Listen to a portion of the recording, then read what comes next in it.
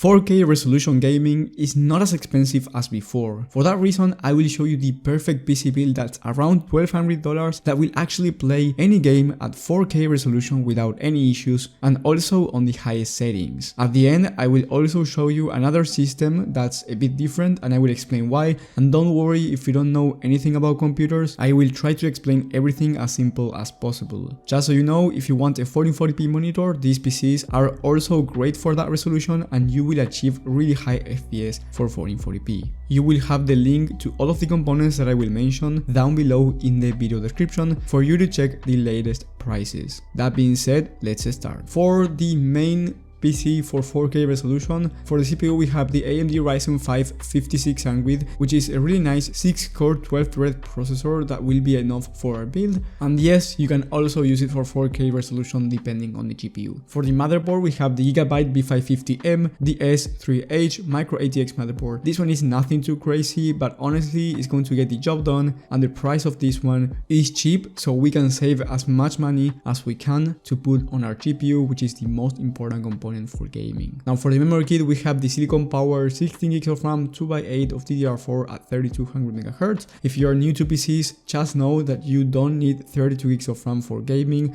I've tested this myself, you only need 16GB. For storage we have 1TB of Gen 4 SSD in the Kingston NB2. This one is only going for $43, really good speeds for an SSD that's only going for $43, and if you ever need more storage for some reason, you can put more SSDs into your motherboard. For the graphics card, and the most important component for a gaming PC, like I said before, we have the RX 7900 XT. This one is a 20GB VRAM graphics card that's honestly a beast for 1440p and 4K resolution. Of course, it's not going to be the best 4K GPU out there. We have GPUs like the RTX 4090, but that one is much more expensive. With this GPU, there's no game that you can't run at 4K resolution, and I'm talking about even the most high demanding titles. Like I said before, you can also use it for 1440p if you want the highest FPS possible for that resolution. And before you ask anything on the comments, it can run your favorite game at high FPS. Of course, it's going to depend on the settings as well, but let's say for esports titles at 4K, you will be able to run this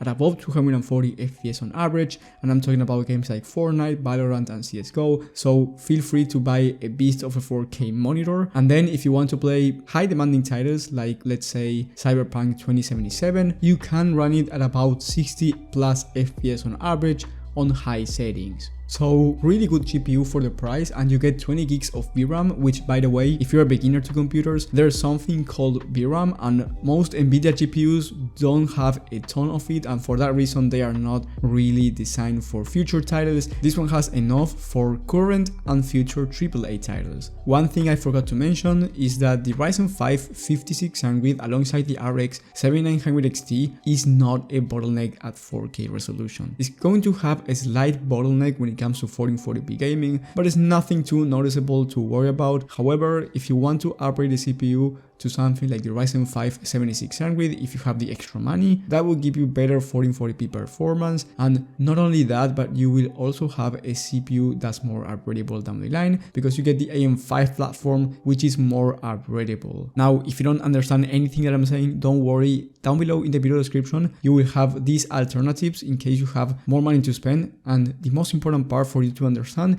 is that if you buy the upgraded CPU and upgraded motherboard, not only you will get more performance but also a more upgradable system over time. Then for the case we have the Bitfinex Nova Mesh. This is a micro ATX case with a front mesh panel, 3 pre-installed fans. Honestly, this is a cheap case that will give you enough airflow for the system, which is what we're looking for. And last but not least, the power supply, we have the Corsair RM750E 750W 80 plus gold power supply. This is A-tier rated, meaning that it's the best quality out there and it will not risk your computer. You also get enough wattage, so that's something that you need for your gaming PC. I currently have this same power supply but with more wattage, and honestly it's a really good power supply. The total price for this system by the time that I'm recording this video is $1,270, and if you want a cheaper system, let's say you want a $1,200 PC because you don't want to go over the $1,200 budget, I completely understand, then I would recommend you this system alternative, which is totally different. We have the Ryzen 5 7600 that I did recommend for the other PC if you have more money. So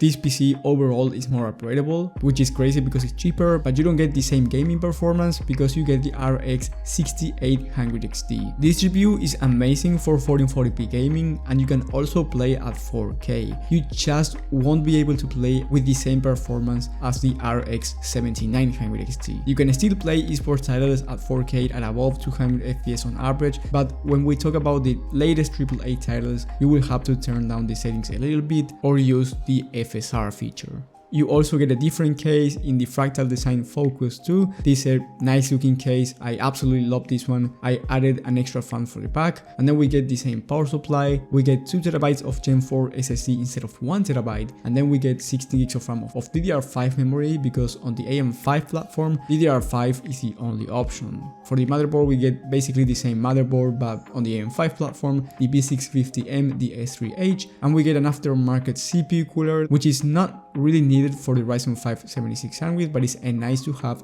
to make your PC experience more quiet and also have better temps. However, this PC is $1,232. Once again, if you really want to keep the price down, I would recommend you not adding the CPU cooler, and this PC would be around $1,212. And once again, if you want to stay under $1,200, I recommend you going with 1TB of Gen 4 SSD instead of 2TB, and the total price would be around $1,170. And you would be getting great 1440p performance. So if you're looking for a 1440p GPU, honestly, this one will be enough. I don't think you will need the 7900 XT. However, if you can spend the extra and get that GPU instead, just know that you will get more FPS, especially if you want to upgrade to 4K down the line. So you have both options, and if you even have more money than this, then I would recommend you, like I said before, getting the Ryzen 5 7600 with the AM5 platform combined with the RX 7900 XT. That is the best option of this video, but the most expensive one as well. And like I said before, if you got lost and you don't know what I'm talking about, in the description you will have everything organized for you as a beginner. If you are looking for a Prebuilt PC instead, at this price point, I do recommend you watching my video about the best Prebuilt PCs of the month, where I go for every single budget, and I actually understand you if you don't want to build it yourself and you're hesitant. Maybe a PC build is not for you. For that reason, I have that video